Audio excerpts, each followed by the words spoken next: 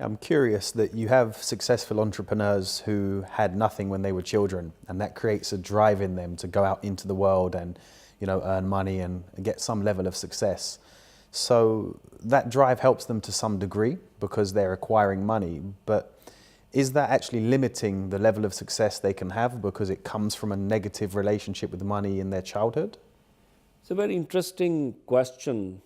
So what this negative charge of that money is bad and sad does for most people is that it creates a drivenness.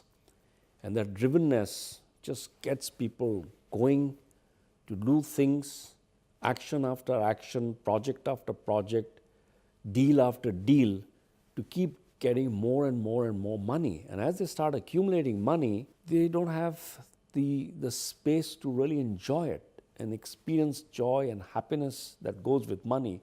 So they become accumulators of money and they experience scarcity irrespective of how much money they have. So on balance, it's really not about how much money you have or you don't have.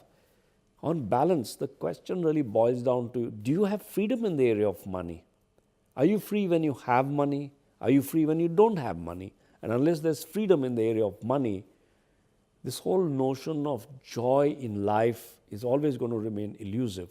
When you have money, you want more. When you don't have money, so it's a kind of a question which doesn't have an answer. The question here is to look at the dynamic of money and what is our experience, what is our relationship with money. And if our relationship with money really, really boils down to that money is bad and sad, then perhaps we need to do something to gain freedom from that. Because when we gain freedom in that area, then suddenly there's a surplus of everything. There's a surplus, there's an ease with which money comes into our life, an ease with which it stays with us, and an ease with which we enjoy what money can do for us.